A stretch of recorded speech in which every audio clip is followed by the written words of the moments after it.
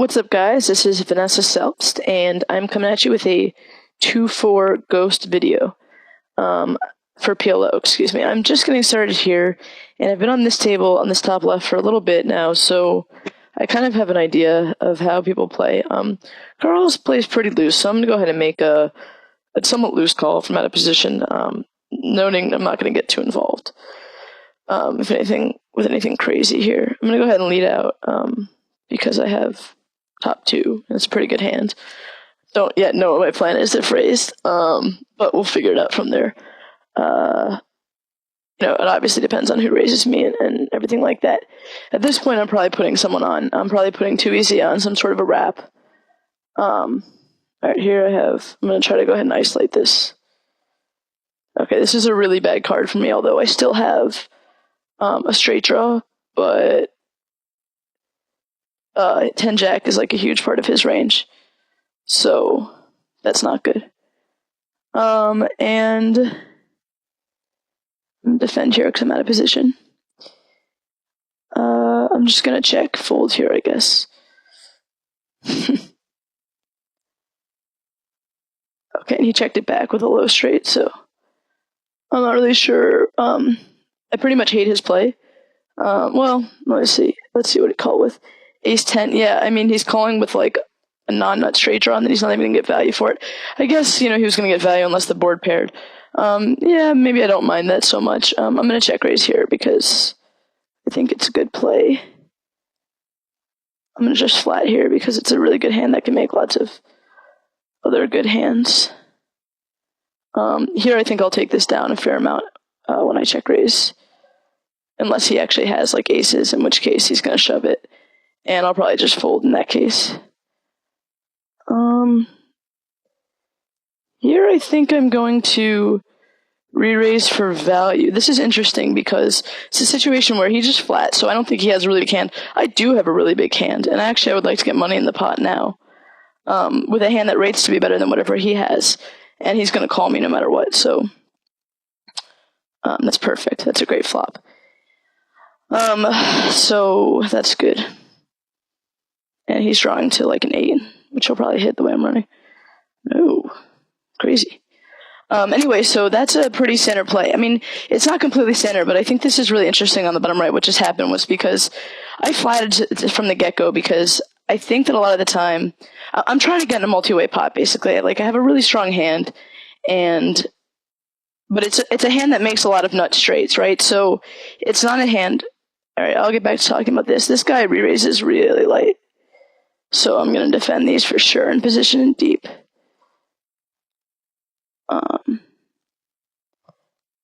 Sorry, I'm going to see what's going to happen. I can see an argument for peeling. If I had a gut shot, I would probably peel here, but I don't, so I'm just going to let it go. He's pretty loose, so I'm happy to just let that go. Here I can just make a small C-bet because he's either going to get it in or not get it in. It could even be like stupidly small. Because literally he either has something or he doesn't. And I don't think it changes that much no matter what size I bet.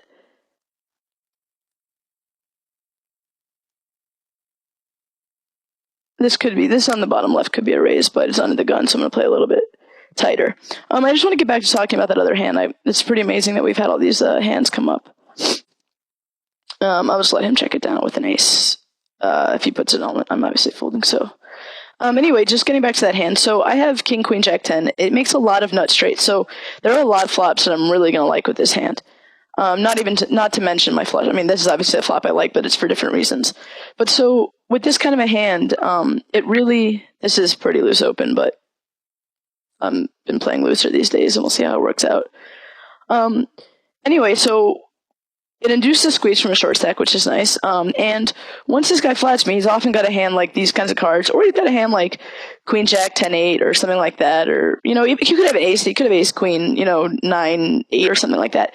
The point is, he's pretty much always flatting, and I have a very, very strong hand. So at that point, it just makes total sense to, to raise and put it in, because I'm committing him with whatever he has. It looks like I have aces, which I don't, but... And anyway, my hand just rates to be better, and at that point he's committed. So it's just one of those situations that only really arises in PLO, but it's pretty cool. So anyway, it's a fun hand. This is a great hand to call a re-raise with, obviously, in position. You're not really worried anymore that you're not going to flop nut straights. Usually if someone's re-raising you out of the small blind, I mean, it depends on the person. I have notes on Carl's that he re-raised some like really, really bad stuff. But usually when people re-raise you out of the blind, they're going to have big cards. So you're not as worried with your 7-5-4-3 that you're not going to make as many nut straights, which I talked about, like the same kind of hand. You're not as worried when someone re-raises you out of the blind that you're not going to make nut hands because they're not usually going to have cards that are sort of in the same vicinity as you. So it becomes a much less dangerous hand to play and actually a very profitable hand to play in position. I'm going to raise this just because I'm double suited and ace king is pretty, I guess. So anyway, I would just say take advantage of those situations where, people don't necessarily think that they should be raising all the time, but there's equity where people don't often think there's equity. So a lot of people would just flat there, hoping to see a flop, thinking you're in position, which is all true. But just because you're in position doesn't mean you shouldn't push your edges. And if I think I have a very strong edge there, then it only really makes sense to push that edge, especially when I know I'm getting called by I'm always getting called, and he has a worse hand 85% of the time or something like that. So that's a cool thing, and that's sort of that concept that I've been talking about. I mean, if you've heard my PLO videos or had coaching by me or something, you've heard me definitely talk a lot about PLO being a game of equities rather than made hands. It's a drawing game, and it's not just a drawing game; it's a math game, and it's all about exploiting your edges in situations where you're getting called by worse hands and things like that. So I would definitely just look out for those spots. And the first time around, a lot of people have been re-raising that hand because it's very strong. But I think with a hand like King, Queen, Jack, 10, it's so strong and it makes so many nut draws. Oftentimes the flop will be 10-9x where you have top pair and a big wrap or something like that. It's basically so strong that I just don't want, especially when I'm on the button, I just don't want to price people out of the pot. Okay, we have two decent wrap type hands here.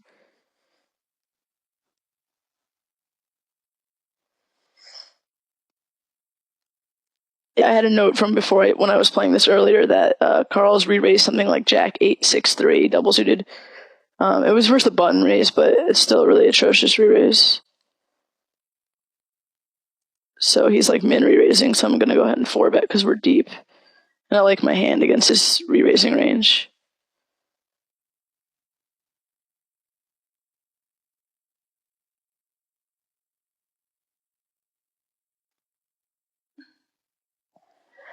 And here the problem is that I think that he might think I have aces, so I think what I'm going to do is check this and wait for there are a lot of nice turns that I could get that are going to... Alright, well, I don't really know what he's doing here. This is interesting. The problem is that I'm going to have to, stack off on a lot of turns if I call here. This really isn't a great flop for me. I think if this were, I think he has a draw a lot. The only thing is that I'm really crushed by most draws. I think I'm just going to let it go. If I had even an open-ended or something like that, if I had a gut shot. The problem is that he puts me on aces. I was hoping, obviously, for a better flop than that. Because I know he's putting me on aces most of the time. So, alright, this is a pretty easy call here at this point. Once I check that flop behind. And the board pairs, and he instantly bets out the pot. This is a problem. I don't see people really bluffing that much for full pot. This is tough. I don't know this guy. The line is really bluffy, but I don't really often see people bluffing for full pot. So I'm confused because when he bets out there on the turn, a lot of times it's just a draw that he was sort of trying to bluff with. The problem is that some of the straight draws got there. I don't know, though, that on a paired board he instantly pots out if he does hit a straight. So he's representing either he's got a full house, but even an underfull, I don't know that an underfull pots out that quickly, unless he's got a hand 9-5 that then turn 9-7. I'm going to look him up and see what he's doing here. Okay, that didn't make any sense at all. So I don't know if he was bluffing. I mean, I think he was bluffing. So, right, in that hand, basically, oh, I meant to c-bet this. That's okay. Basically, on that hand, it just didn't really make any sense what he was doing because even an underfull, I think, doesn't necessarily just pot that quickly. So I think like the only hand, when someone insta-pots on a paired board, to me it's usually either a bluff or it's the nuts, because you really have to think a little bit longer about what you're doing if you have anything in between a bluff or like the virtual nuts, we'll say. So given that he potted so quickly and then the nuts changed, and it wasn't even like the nuts changed, it wasn't a situation where like on an ace jack board and then a queen hits the river, the nuts changed, but at least you can still feel pretty confident with your hand. That there was a situation where if he had like a 9-5, he would have thought more. Like my range looks like aces. It was also because I checked behind on the flop that my hand obviously looked a lot stronger, or excuse me, a lot weaker to him. The reason I didn't really even mention that while I was in the hand was because I find that in 2-4 a lot of the times people aren't really paying attention to what I'm representing. That might be changing a little bit now because people are becoming better at this game. So they might be sort of watching a little bit more closely about what I'm doing and sort of figuring it out a little better. But, I mean, I find that for the most part, people aren't necessarily thinking too much about what I have. So while against better opponents, the fact that I check behind would make me more likely to call that, not just because I'm representing a weaker range, but just because that specific hand, I don't understand how he would pot it so quickly, knowing that I usually don't have a hand good enough to call that. So that's what it came down to for me. Here, this is a flop that he missed, so I'm just going to give him a chance to stab, and then I'll check raise. I think in limp pots, like someone that limps the button is going to check a decent amount. All right, I'm not going to give him any more free cards. And so, anyway, I guess like the point being that, I didn't have a hand that really looked like I could call an instant pot, and so I don't really know, like, with any strong hands, really, whether he would be doing that or not. Here I just checked the river because I think he's got a draw most of the time. He's probably got hearts with, like, a jack-queen or something like that. Or just, he's got ace-king of hearts. Okay. I probably could have made some more money there. But.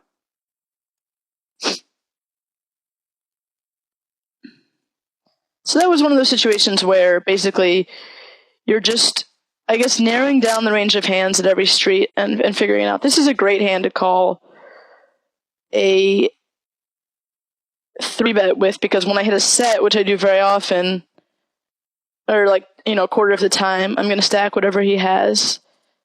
It's a little bit scary because I do have threes, and if I get in a bad situation with this guy, but because I'm deep, but I think that being said, I also get in really good situations a lot of the time. Where he flops like a pair and a straight draw and goes all in because he thinks his 2 pairs might be live. So in re-raise pots, I really like these 2-pair hands. I'd prefer not to be like super deep, but God, I want to like raise so bad. if he like 3-bets anything that's on aces, this is such a good spot, such a good board to like bluff min raise. But I'm not going to. In any event, what I was saying was that, as long as you're not super, super deep, I think that those double paired hands are really awesome because that's exactly what I was talking about here. Except that he probably has a 2. And he probably has kings full or something. He would check kings full. But he definitely has a 2. Okay, he just has ace king.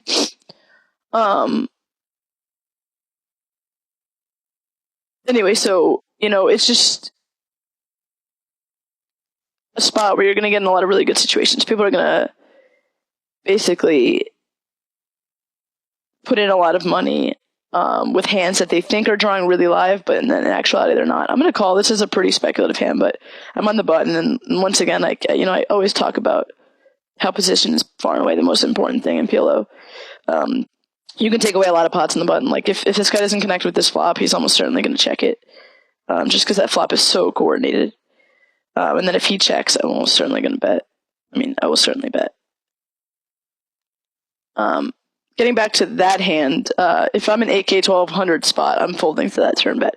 I guess he has nut flush draw, but like, RJP always has a 2 there. People don't really bluff in re-raise pots very often, so it's a good spot.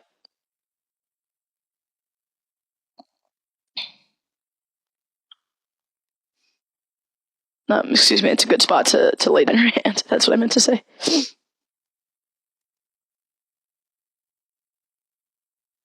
I think if he 3-bets me, I'm gonna 4-bet, just because I've done it a couple times now.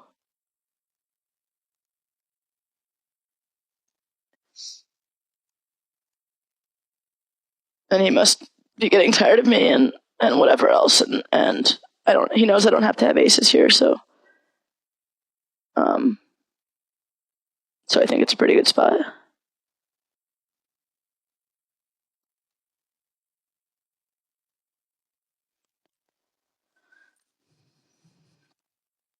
Because I don't have to have aces, I think I'm gonna bet this flop and hope he like makes a move. I think if I bet pretty small, he might make a small re-raise.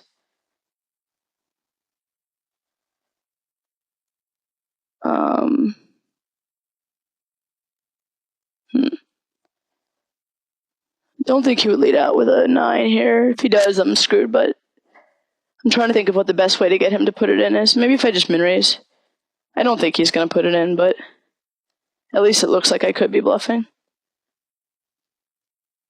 I mean, I think he's going to fold most of the time here. But I'm not going to fold if he goes all in, obviously. I'm just hoping that he decides to put it in with like kings or something like that. Hoping that I could be bluffing. If he has a 9, he has a 9. And he has king 9, 6, 6. Beautiful.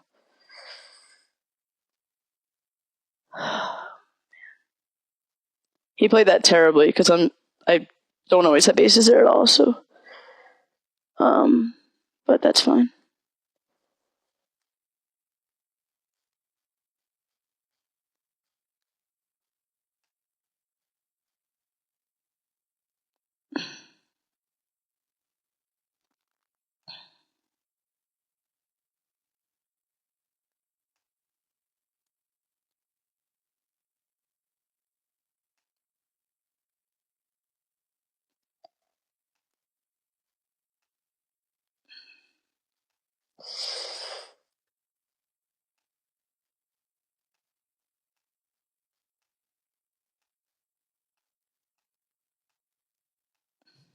Here I'm just making a naked ace bluff here.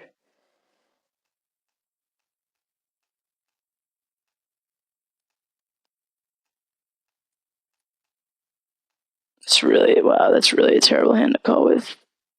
His play is absolutely atrocious. His play number 1, this is why I've been like constantly re-raising. I've been 4-betting him relentlessly because he's 3-betting stuff like this out of the small blind. I mean, this is atrocious. And so if he's 3-betting stuff like that, I mean, it's just like there's so much value in 4-betting a wide range, especially if he's playing relatively fit or fold, which is if he thinks that I have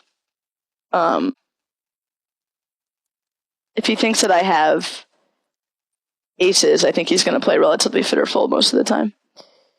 So I guess he is going to play fit or fold, which means that I'm going to be 4-betting him. Like last time I 4-bet him, it was, that queen jack 8, 9. That's right. But I hit a pretty bad flop there.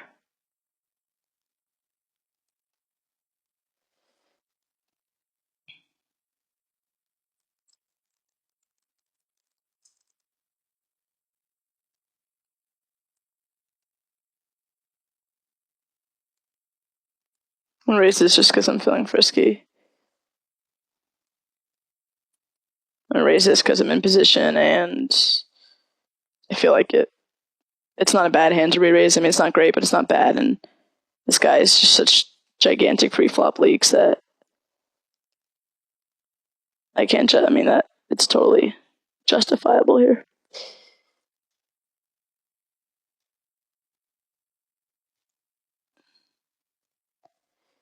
Here, if he raises, if Ross Bowman raises, I definitely fold.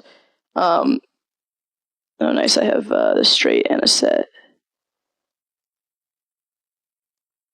So that's good. I like to have a set here because if someone happens to have the higher straight, then it doesn't cost me anything.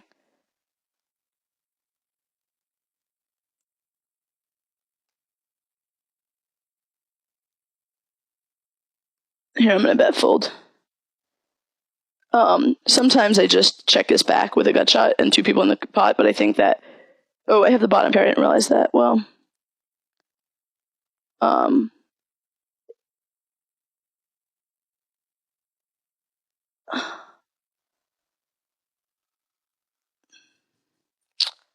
my computer's lagging a little bit. But I think they know I can have this wide range, so this is bad. He's gonna shove this a lot.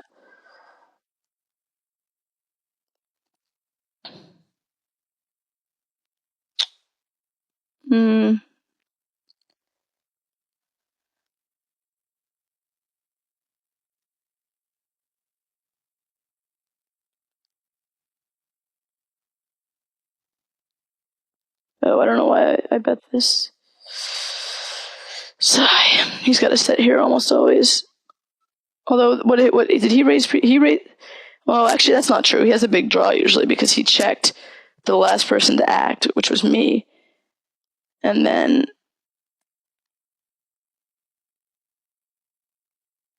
Oh, shoot. Well, I guess it doesn't matter. I was going to stick it in there. I think he's got a big draw a lot of the time. I'm more interested in this hand. I'm almost about to make it crazy.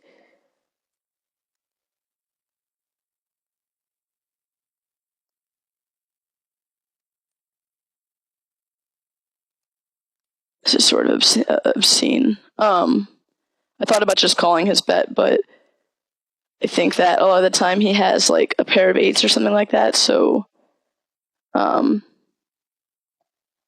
if he's bluffing with like a pair of eights, then I just want to get him off of it. Hopefully he doesn't call with a pair of eights because of the pot odds. That would be really, really bad. I think if he has king nine or better, if he paired up there, I'm hoping to just get him off of a counterfeit two pair. What the hell did he have?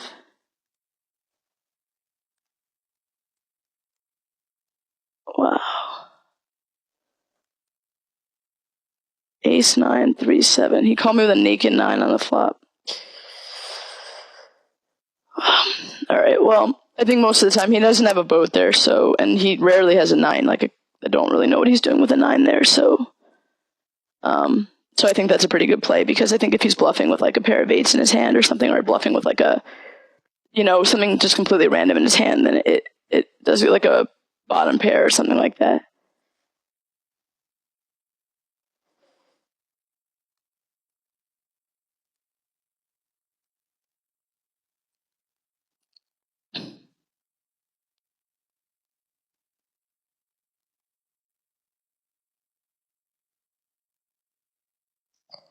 I'm getting smoked here.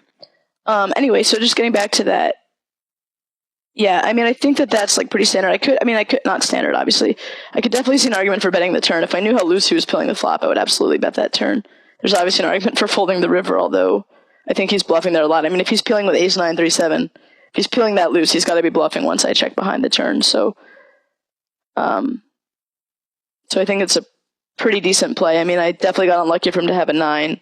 I don't know how often he bluffs it if he doesn't pick up trips, although I can't imagine it's never. It's got to be sometimes. So I'm going to start making hands here.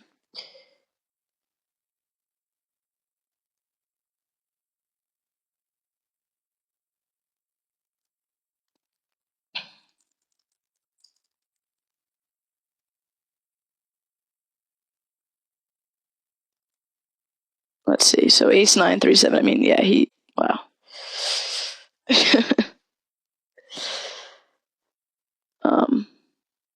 I would not advise that, folks. And also, that's just a bad raise on the gun, too. It's extremely loose. He's playing extremely loose, basically. And I'm just going to keep on, I guess, value towning him pre-flop, basically. And hopefully it'll work out better in the future.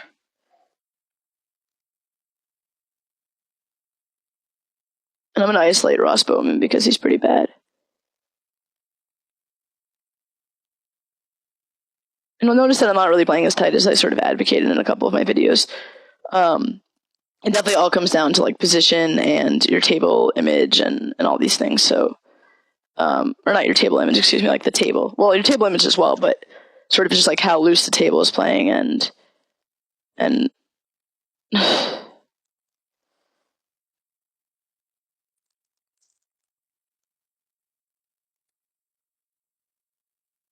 this flop, someone hit it, and everyone's calling so loose. Maybe I'll call just to see if I can get into a pot with him.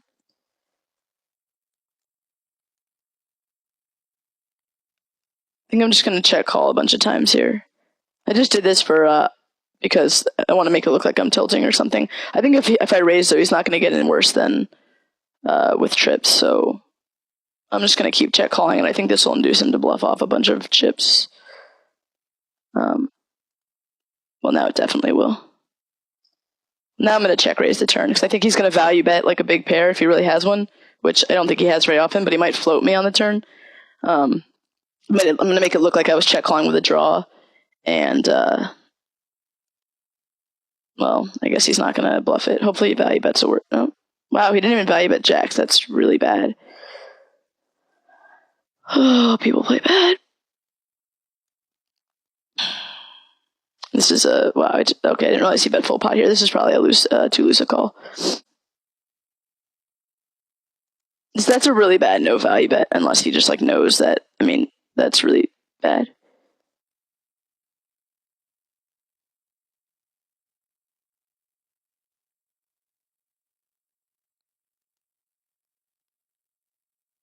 This is gross.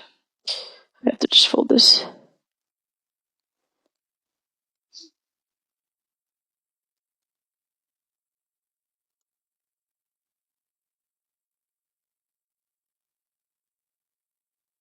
And I guess maybe with the jacks and tens, he thought that I had queens, kings, races, and wouldn't fold it. I mean, that's fair, but I think that should be a value bet for most people, especially given the dynamic between us. I'm liable to call him with ace king high.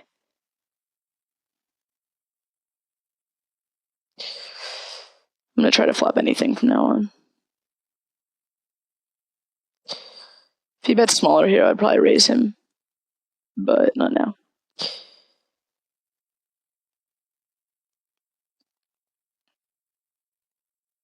I mean, if he bets smaller there, I think like a lot of time he's not re-raising with only aces, obviously. So I think there's a good argument to be made for raising, but once he bets out pot there, it's just too difficult. I think this guy's a short stacker too, so I'm gonna get off this table. Get on another one.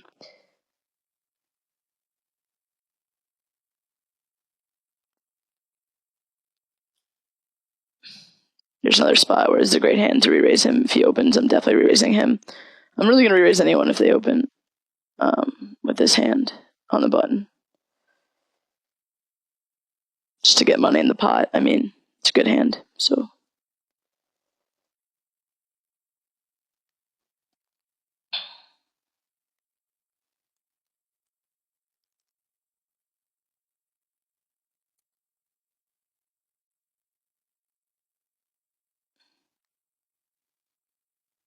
It's a good situation for me. I think I'm gonna bet small to let him try to check raise all in with a draw, maybe. Or to call with a draw. I don't think people really, I mean, he's not putting me on a boat here. He might just let it go, but I'm hoping that he doesn't. Because no one really folds these days. It's like when people like have something, they don't really like to fold it. So yeah, there we go. I mean, so he's putting me with a draw there. That's the thing I'm finding, that like people really aren't folding that much these days. I mean, you can tell, obviously. I hope this game doesn't break, because I like having position on this guy with a big stack. Yeah, they're not really like folding draws that much, especially so there in that situation. I like to bet small because it was sort of like representing that I was like betting small to see where my aces were. But I mean, I'm not gonna play aces like that. I'm probably either gonna check or just bet a committing amount, because I think he usually does have a draw in that situation.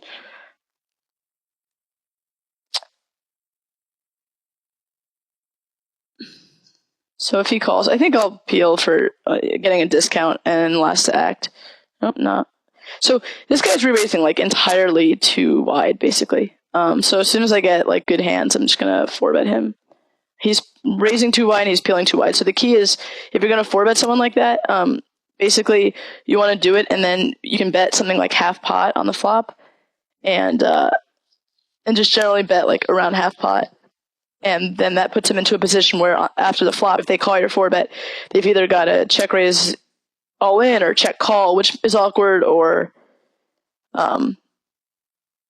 you know, so you're putting them in a spot where they're basically making a decision for their stack, and it's not costing you very much. This is a great hand to re-raise him with, especially because I can flop a set, and have him. He's peeling so wide. So if I flop a set here, it's going to be huge. I'm still going to see bet if I don't, probably, depending on the flop. But this is a really, really great situation here for me to flop a set in.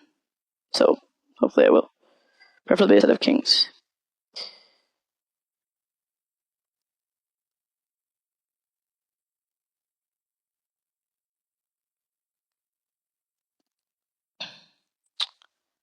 No can do.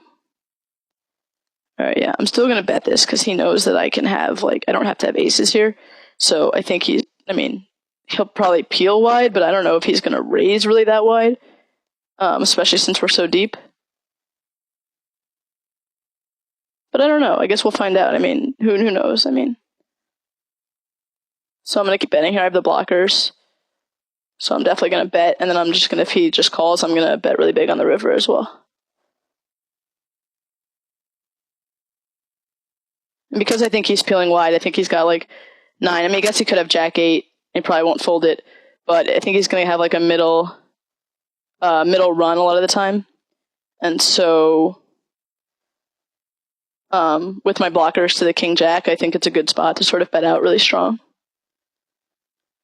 This guy re-raises really a lot, so God, man. I think sometimes I would just call here, but I think with this guy also in the pot, I'm just going to get the money in and hope that I have the best hand.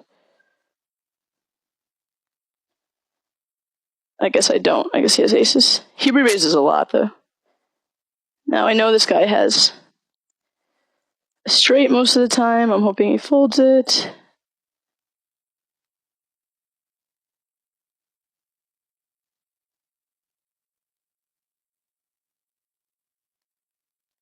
He's got aces, but I can't do anything now.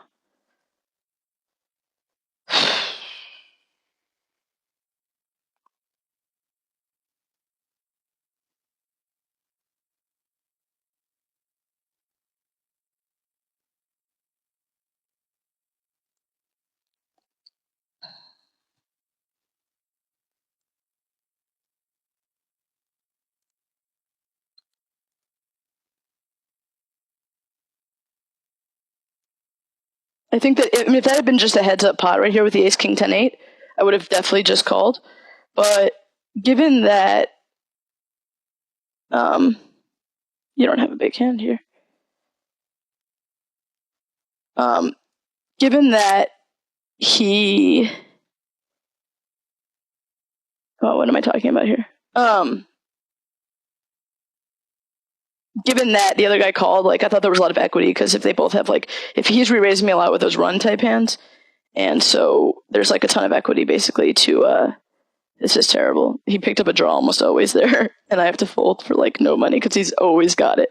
On the turn, like, when he checks that flop, and I check back, and he bets the turn, they usually fold to the raise. He's almost always got a draw there. He's never bluffing with a missed spade draw, so I have to fold at that point. But my ace was 100% the best hand.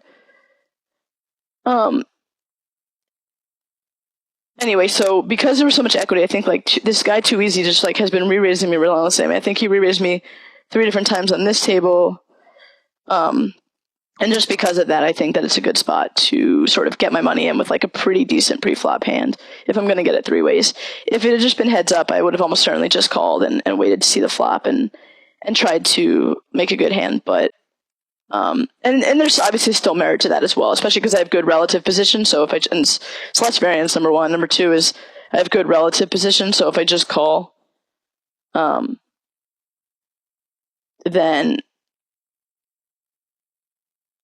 bet here. No, I'm going to check. If I bet, I can get people off of bigger pocket pairs sometimes, but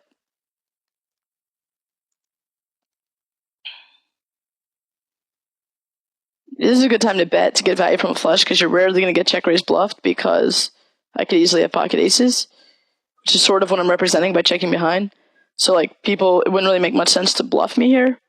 So I think it's a good way to get value from a lower flush and also from a 7 that didn't make a boat.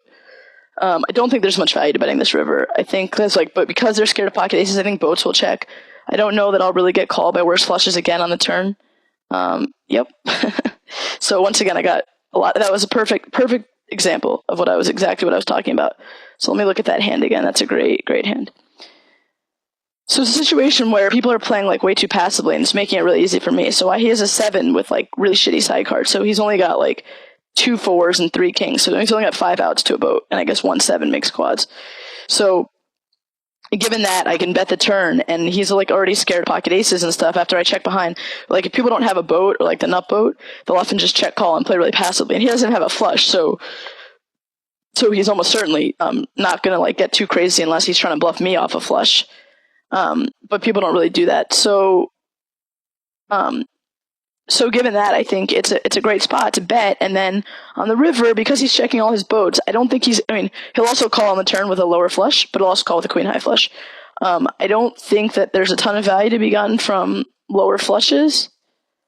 So that being said, I think it's good to just check behind. And then because also he's almost always checking his boats. So that's a great example. And here is just simple value. Hope to hit a good flop, which why would I hit a good flop?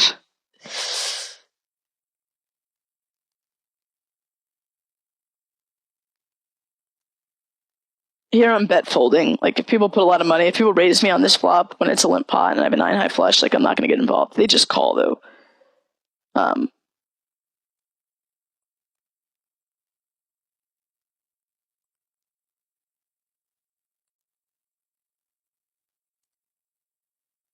If they just call, then I can represent some stuff.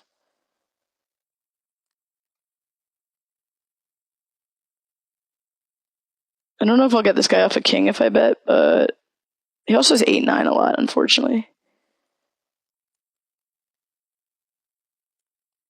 I probably should have bet this turn, but I was timing out. Probably should bet this turn and this river, but if he has 8-9 or just a naked king, yeah, that's not good.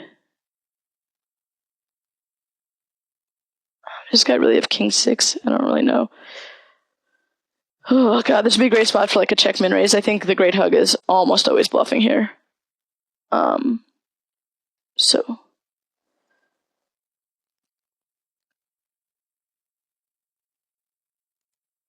I think I'm just gonna check fold here. He's just too loose.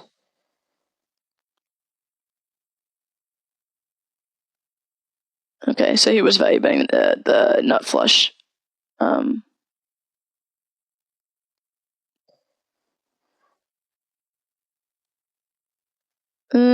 God. I don't really want to bluff only because I might get looked up by a 9.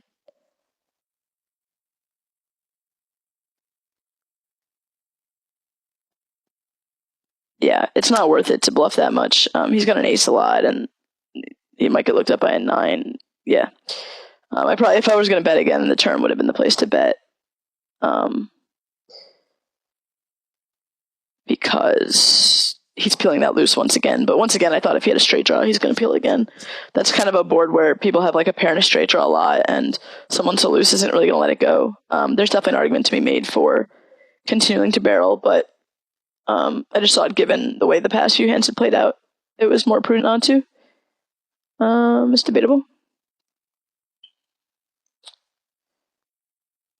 Anyway, I'm going to try to stop getting rocked over here. But that ace queen jack 10, by the way, is just pretty standard in terms of so I'm re-raising it for pure value because what did this guy have? What did he have on the button? So actually, let's go take a look. So ace 10, 8-6. This guy's got queen jack 8-6. So if you look at the way my hands match up against them. If it comes queen jack, I'm gonna get it in really good with a naked gut shot and an overcard. If it becomes queen jack X, I get it in with top two, but I have a king and an ace are my outs. If it comes ace 10, I get it in against this guy with gut shots and jack queen overcards. So, God, I gotta pay more attention. This computer's pretty slow. I almost certainly should have bet this flop and gotten it in. All right, let me go back to the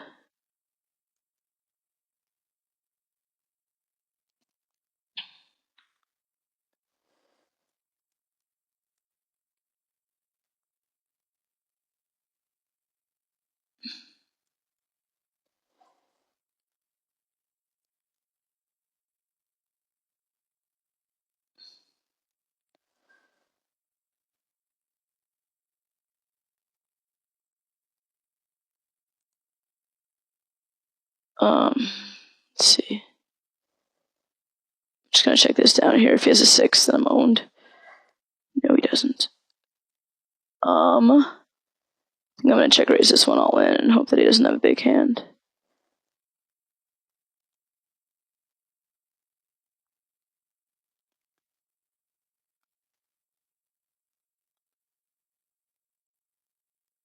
I have a backdoor flush draw, a backdoor straight draw, and a pair. So that's enough, especially if they're re-raising pretty light out of the blinds.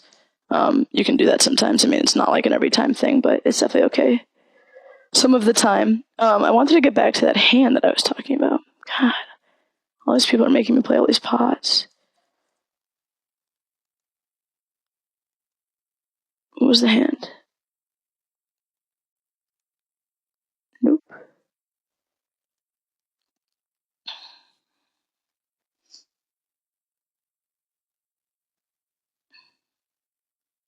This is obviously bet and get it in right here.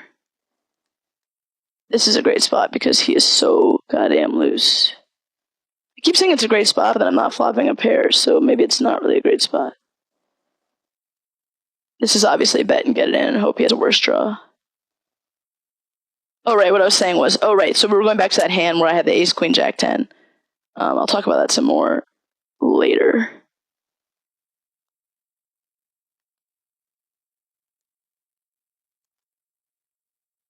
Oh, God, board pairs every time. I don't think he has. I mean, he doesn't have, like, a full house here, because if he had anything to make a full house, he would have check-raised me all in, I think, on the flop. Unless he's got, like, 3-8. I mean, I re-raised pre-flop, so I think he's going to check-raise me all in on the flop most of the time. With a hand that makes a full house here, so I think he's got a lower flush if he's got anything. So I'm just going to stick it in, especially when he bets half pot. I'm just going to go ahead and stick it in. And he didn't have anything. Maybe he had a straight or something. Just block betting. I wouldn't advise that bluff. Like, if I had, like, naked aces here or something like that, I wouldn't advise that bluff to try to get him off a low flush just because the board paired. I think that that's a really bad idea because people don't like to fold flushes in that situation. But it was definitely, like, an easy value raise. Here I've got 2 gut shots to, like, pretty good straights. So I'm going to go ahead and call. Here, I'm just going to fold with the dangler in my hand. So getting back to that hand, right, like, that was sort of what I was trying to talk about was this idea of, like, when you're going to get in really good. You see this ace-10 flop, a queen-jack flop. Both of those are situations where I'm just going to get in insanely good. Here I'm going to double barrel because if he doesn't have ace-queen, he's got to fold. If he sticks in with ace-queen, so be it. But I think that that's fine. Anyway, so you're seeing what I'm talking about here, which is like the sort of like straight value situations of having sort of a dominating hand post flop. And I talked about this a little bit in my Miss PLO series where basically if you're playing better cards pre-flop than people, then you're going to get yourself in really good situations. And that really good situation was, you know, sort of a number of flops, even like a king 10 flop where this person's just got a naked open-ender where I've got like a wrap and a pair or something like that, or like a queen 10-9 flop. Or, you know, there's like so many good flops. I don't even know. I probably just said his hand where he had a straight. But anyway, so you get the point. Okay. Here with a pair, top 2, a straight draw, and a shitty flush draw. I'm in betting, and the way these games are playing, I'm never folding this hand at this point. There, you know, even if I get in and gets a made straight, I've got the 7 to a better straight, a 3 to chop with the lower straight, a flush draw, and a straight draw. Here, this is a situation where, this is one of the situations where if you don't play a lot of PLO, you don't really recognize it, but there's a limp pot and it's 5 ways, and I've got top 2, but like, I'm just never going to be good by the river unless like people have like really somehow completely missed this flop. So I think here what I might do is check and then evaluate again and raise. I really don't want to get called on this board. It's not the end of the world because once on the flop, I'm check folding actually, interestingly. But because I just don't think that I'm not in a good position, like it's not going to be good by the river. This would be a perfect situation if the short stack bets because unless he has a set of 4s, I'm absolutely good here. So this is great. Okay, he checked behind the flop with a set of eights. I mean, that's whatever. But that was a great situation, obviously. Here I have double suited kings against a re-raising blind versus blind range. It's just, if he sticks in, I can probably fold. God. I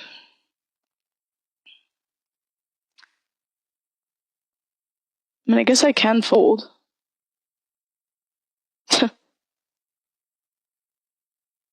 Yeah, I guess I have to fold with kings, but that's really sick.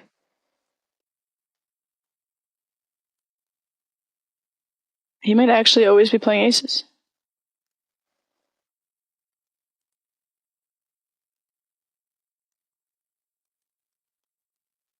And then I take a note, obviously. I 4-bet. Oops. 4-bet him twice, and he had both times. Well, I'm just gonna assume on the second one. But anyway, so am I isolating here? Anyway, so I think like most of the time, given how light people are raising, especially blind versus blind, like double suited kings, it might have been a bad laydown, but most of the time, if they don't have aces, they're like not going to go all in. They're just going to call when I 4-bet. So that was sort of the thinking there. I'm just going to check and give this up. This range hit him. These middle cards just hit this guy way too often, and it's just not worth it. I do have to make sure, though, that I'm balancing my range, so I'm going to want to check raise him at some point, because I've been checking a lot of flops and just folding. So, yeah, I'm definitely going to want to check raise him at some point.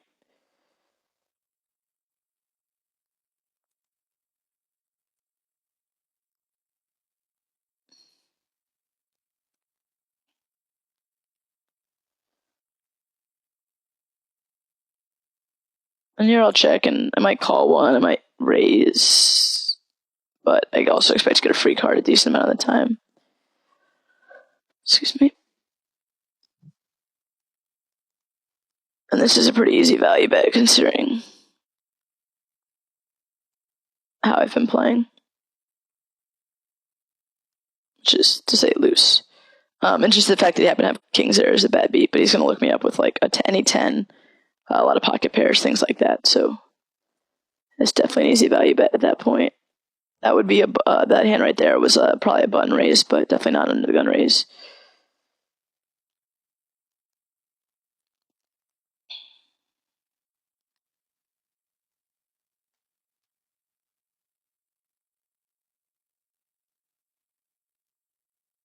I want to put a note on him. 3 bets out of blinds. Very wide.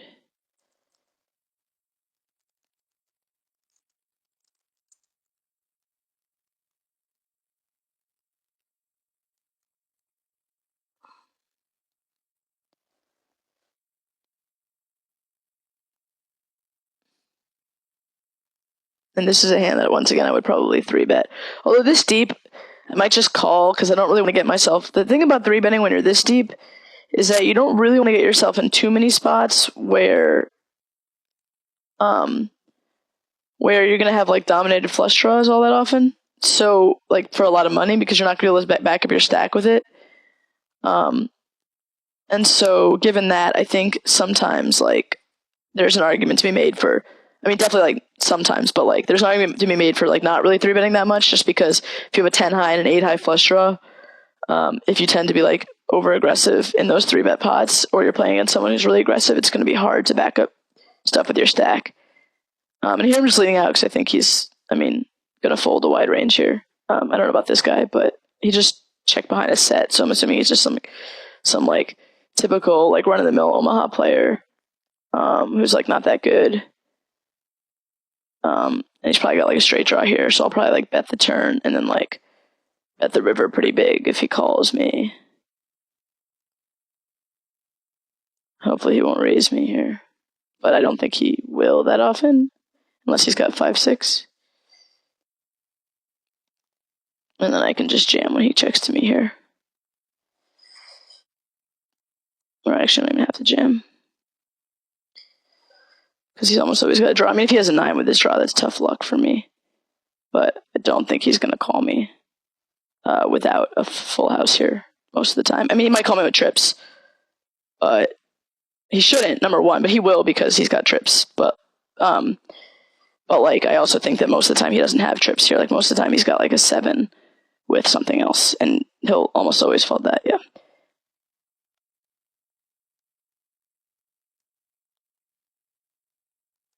So I'm going to put in a raise here because I think that this guy is bluffing a lot when it checks to him on a trip board. And that's something that not a lot of people do, even if I didn't have the flush draw there. I mean, I'd almost rather not have the flush draw, because if he flats it there, I'm not really loving my hand anymore. But that's something that, like, in a 3-way pot where the preflop raiser checks on a trip board, you find that, like, not that many people are really bluffing, and so it tends to be, like, a decent spot, especially if it's, like, sort of a rose in that situation. This is marginal, but I'll call just for you guys so I can get myself in some gross spots post-flop. This is sort of tempting to call it backdoors, but I'm not going to do it.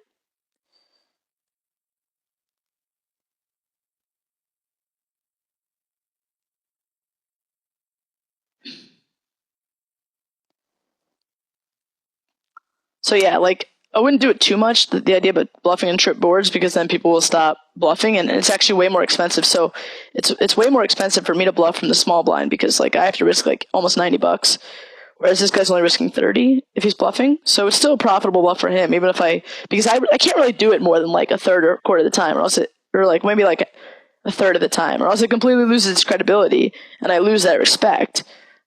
People might 4-bet bluff me or, like, whatever else if I'm doing it too often. But if I'm only doing, like, a third to maybe tops a half the time, and I have it at least half the time, then it becomes really expensive for them to 4-bet bluff me. And because I have it so often that they're just, like, it's like taking a ton of money off of them when I have it. Because if I make it 90 and then they make it like 180 or something like that, then if I have it a lot, then they're risking 180 to win. I mean, I don't know, whatever it was, like 150. And if I have it half the time, then that's not a profitable play. So given that, as long as I keep my frequencies in check, this is, like, really loose. I don't know why I did this, but anyway, it's always that suited ace that gets me. Sick. I'm going to fold this, actually, because it's just a bad hand. Anyway, as long as I keep my frequencies in check, I think that, you know, it's a really good spot, because people are bluffing a lot when it's checked to them in limp pots. So, or not in limp pots, excuse me, in raised pots on paired boards, on trip boards. So just keep that in mind. Then again, there's a huge difference. I probably wouldn't bluff like a queen 3 board, only because, like, people have so many queens in their range. It's more like, because I'm in the small blind, like, it's more believable. I was the last person in. It's more believable that I have, like, mill cards. So that's sort of why I do that. If he 3-bets me here, I'm going to go ape shit.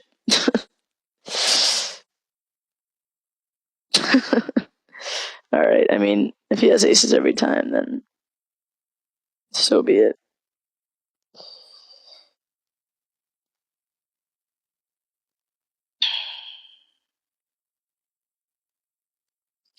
God, I'd be so sick if I, like, check raised and then, like, check raised again.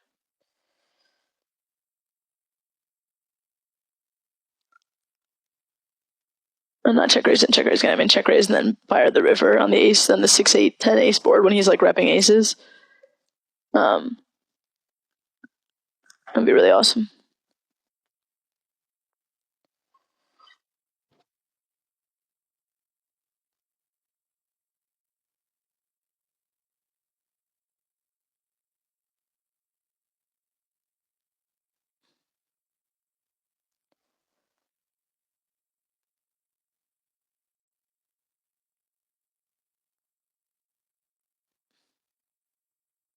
I'm just gonna overlimp here. I've got some, like, stuff that could happen on the button, but I don't really want to make a big pot because it's really not a very good hand.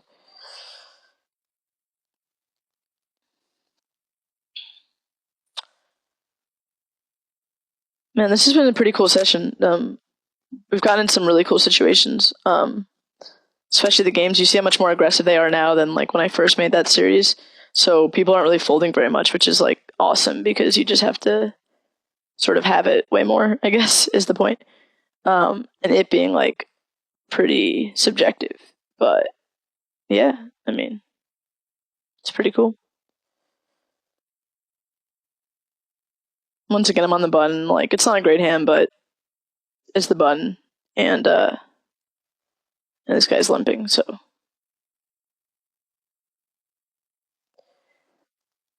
And again, I have blockers, so I can go ahead and bet.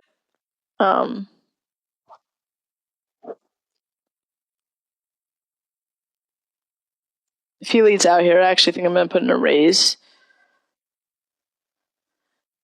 Just because, I mean, the blockers, obviously, sometimes they have sevens in their hands too, like a fair amount of the time, but, oh god, when he leads out, he's way more aggressive than this guy is. This guy is just not aggressive at all.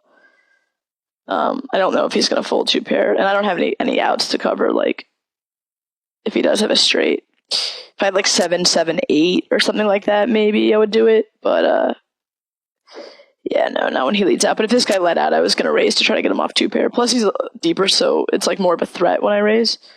When this guy bets out, like, I'm pretty much committing like my stack behind just like a pure bluff, and like that's not a good thing to do. So I don't do it. I have a dangler, but I feel like playing.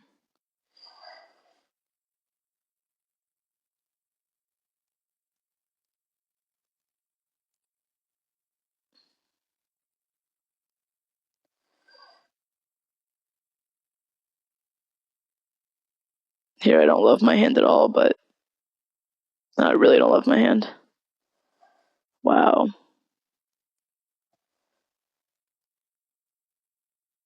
This guy's got 9s full. Sick. I should have waited longer and explained it. This guy's got 9s full, like, every time. He's just, like, hoping someone hit a flush, and then, like, it's gonna bet out really strong. I can't put my stack behind that hand, especially... Yeah, I mean, that's actually, like, it wound up being a pretty easy fold, which was lucky. Here I have a pair and a gut shot, but on this kind of rainbow board, it's enough to get in.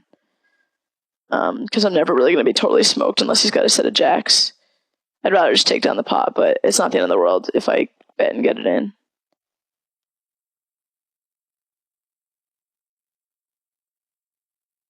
Jesus, he's probably going to stick it in now. Yeah, I have to. It's so sick.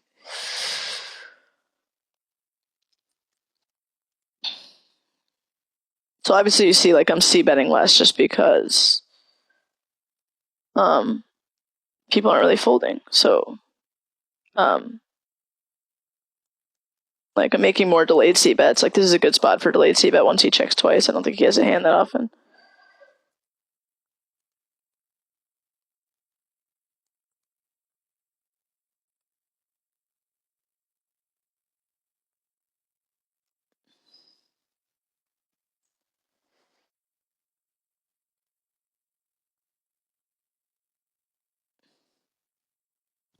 And then you can value bet in spots where, like, there wasn't much value before.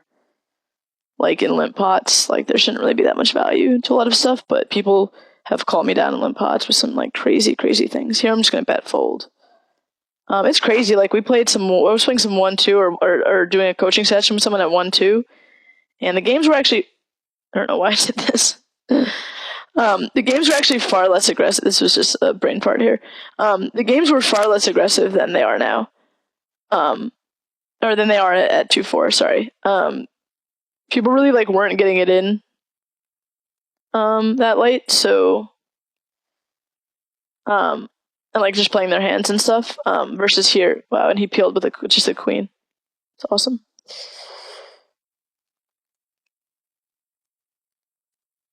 But here you notice, like, they're not really bluff raising a lot. They're actually, like, being aggressive with, like, 2-pair type hands, which makes it so I can, like, pretty easily, like, bet fold this hand, actually. And I'm not feeling too bad about it, but I can definitely, like, I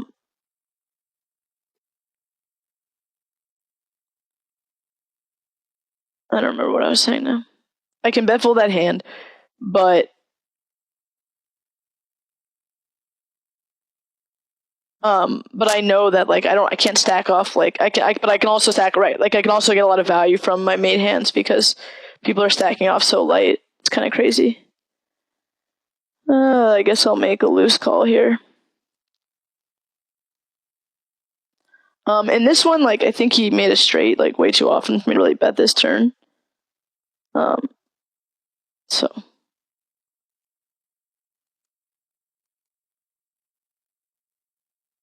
And here I'm just hoping to get squeezed.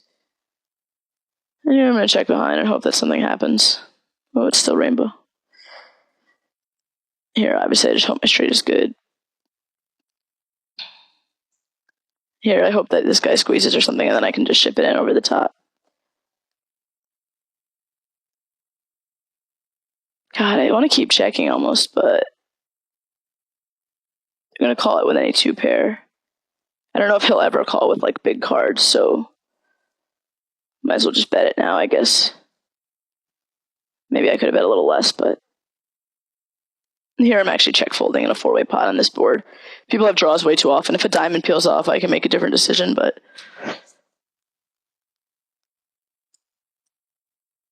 no, that's crazy. There's an argument to be made for checking that behind again, but I think if he's got a hand like aces, he's never going to call with it on that board. So I might as well just maximize when this guy has two pair, because he like checks every hand. I wasn't really afraid of anything, actually, because a 9, an 8 maybe? Yeah, an 8 made a higher straight out there. That's pretty much it. So this is an easy fold here. So that's interesting. I'm not sure what the right turn play really is there, but ugh.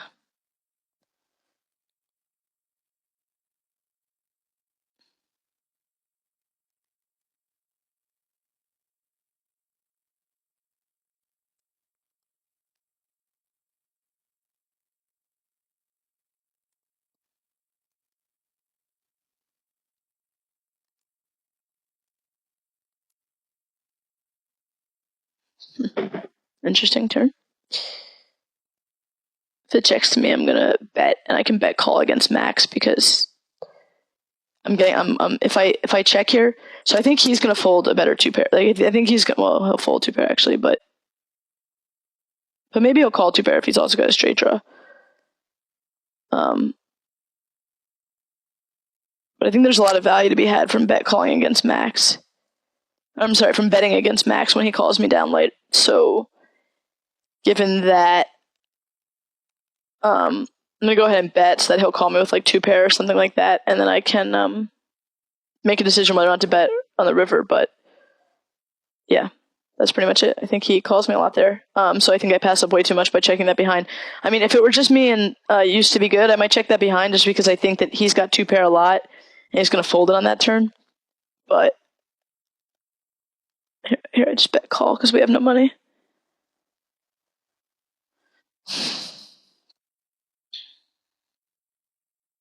So that's a situation where, yeah, let's actually talk about the hypothetical situation in which used to be good, we're the only one still in the pot. I would check that behind a lot because I think, from a hand reading perspective, he bets out into two people on a dry board. I think, and then he checks when the straight gets there. I think that he either has the nuts or has two pair a lot. And I think he's going to fold his two pair most of the time. So, and given that he's going to fold his two pair, or check raise me with the nuts, then I mean, I'm not really getting value for my set by betting, and maybe, if a four straight comes or what am I trying to say? If the board pairs, that's bad. I guess, I don't know, maybe he'll call me on the river on a blank if he checks and I bet. But really, I'm just I'm not really worried about very much. And I'm hoping to get some value for my hand. And I'm hoping to save my stack versus, if he does have a made straight in the board pairs, and maybe he'll definitely pay me off on that in that situation, so.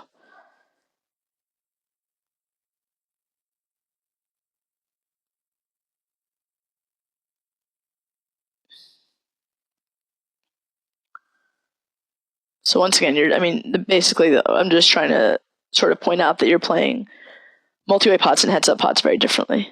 And you're playing against good players and bad players very differently, obviously.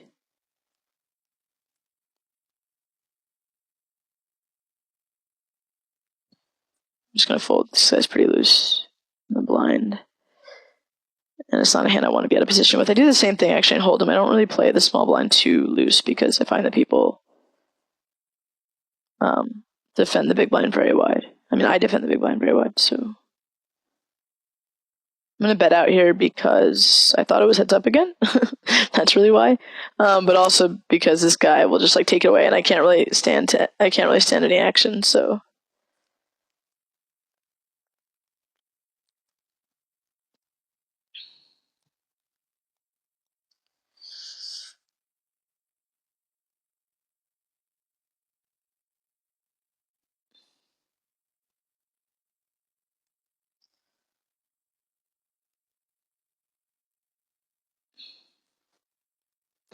I call this one's gonna have the button. Very loose call, but I have the button. Hoping to flop something. Oh, God. Well, guess I call now.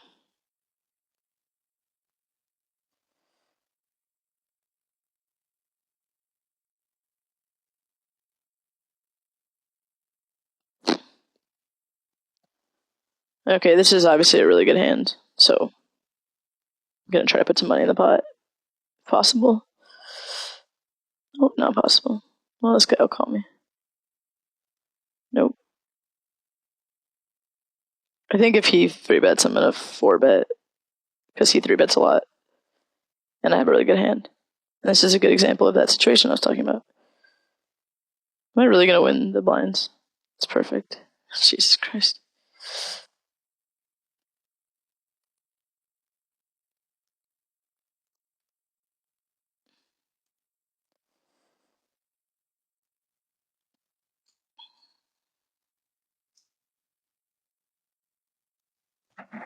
Here I've got 2 backdoor flush draws, which is enough for me to say F it and just get it in since he's so loose. What a terrible card. What a terrible, terrible card. Well, there's so many good cards, and that's not one of them. Any heart, any spade, any board pair, pretty much an ace, deuce. There's a lot of good cards there. That was not one of them. Sigh.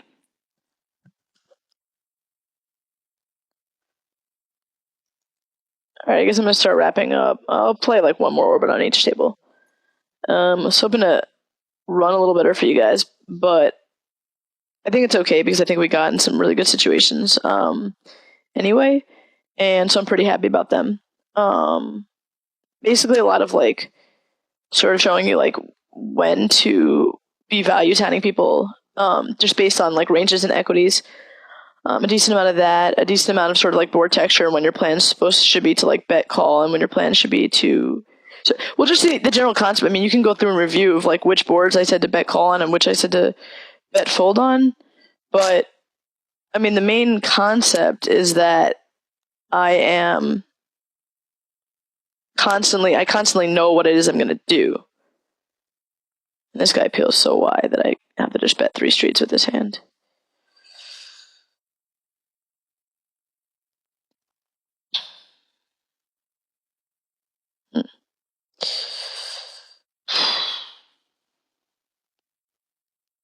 I'm like kind of have this sick thing that I want to get value from worst 2 pairs, but I don't think I will.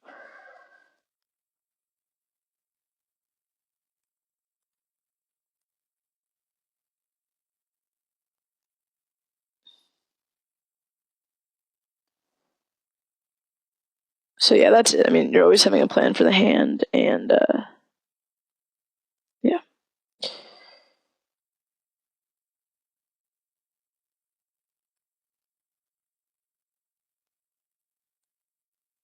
I'm going to check call here.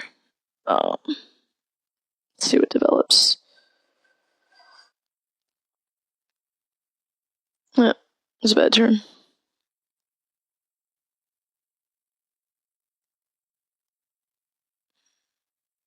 I just think I'm getting floated on that flop a lot by him, so I have a lot of good things that can happen on that turn. That wasn't one of them, but like 2 pairs, and I'm happy. I'm happy putting some money in with 2 pairs, although, I mean, he could have queen jack. He probably does a decent amount there, but I think he's going to bet a lot of his range. So, yeah. I'd obviously much rather like hit my straight or something, or hit trips. Here, I'm just going to like raise 3 straights here. Because it's a limp pot, and he shouldn't really be stacking off.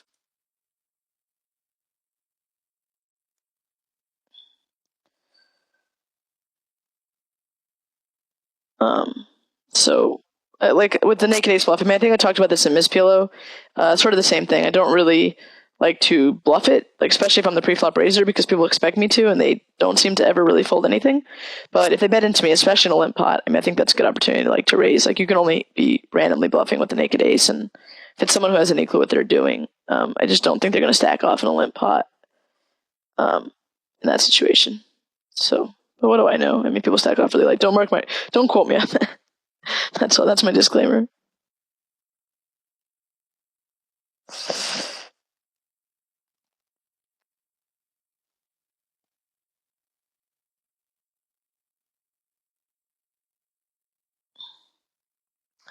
Here, because I have double suited kings, it's like an easy ISO, especially against a short stack. But even if it's not, I like to re-raise out of the blinds with like double suited aces or double suited kings.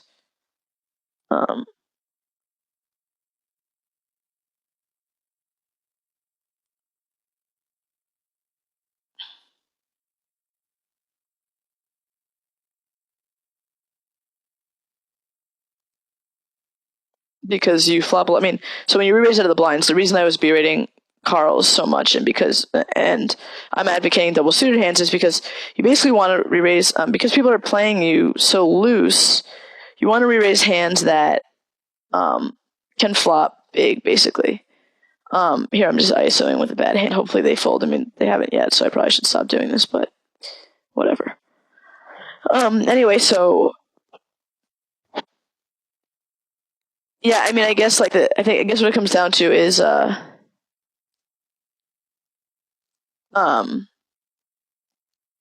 you want to re-raise hands that can flop big, and so when you, I'm really just hoping to hit something. He's not folding really anything these days. When you, if he bets out here, by the way, I'm probably gonna put a min raise in because I don't know how many bets full pot. Wow. If he bet less, God, really? Max, really? I think he's bluffing so much, but is he gonna oh, God. This is annoying. Yeah, I'm just gonna be in it. Stacks are really awkward there, and if he could have a straight too often, I think on a blank, if he bet out like that, I probably would have shipped it, but he's just gonna say F and call this straight almost always, so I think he'd definitely be betting that big to like protect his hand against a straight. Anyway, so people are defending so light against 3-bets that they're really just gonna get it in like pretty wide. That's why like getting into 3-bet pots with double paired hands are really good, because they're getting it in so wide, like a pair plus straight draw or a pair plus gut shot even, thinking their 2 pairs are outs. This is a loose open also. That basically, you know, having a set's going to be like a really good thing. You're not really worried about getting overset because you're just like, well, there's so much value to be made for when they have 2 pair. So just given that, I mean, I think that, oh, gross.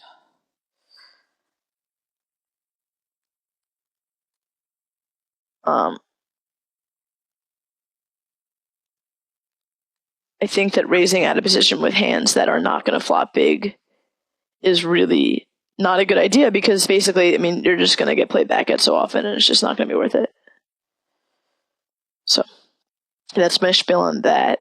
With that being said, I think I'm going to take off. Well, let's see if we get any action with this hand, and then we'll move on from there. I probably won't. Oh, it's a bunch of short stacks now. Great. It's a good time to leave.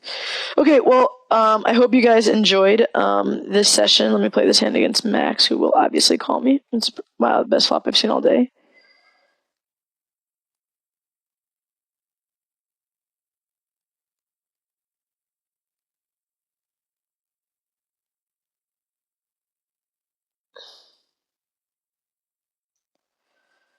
If he folds here, I'm going to be really surprised and confused. And probably angry. And here I expect this guy to have an overpair almost always, so I'm just going to put it in. If he has a 2, he has a 2. But if he has an overpair, I have lots of outs, 8s, clubs, and aces. So, and he can't really call me with jacks, so he'd probably get upset. Yeah, boat. It's hard for him to have a boat there, that is for sure. Anyway, okay. So with that said, it's been fun. I'll probably chop this up here. Yep. Sweet. Okay. I hope you enjoyed the video. I'm welcome to any questions. I'm happy to be making videos again, playing poker, and all that jazz. So, yeah, it's been real. All right. Take care, everyone. For DeucesCracked, this is Vanessa Selbst.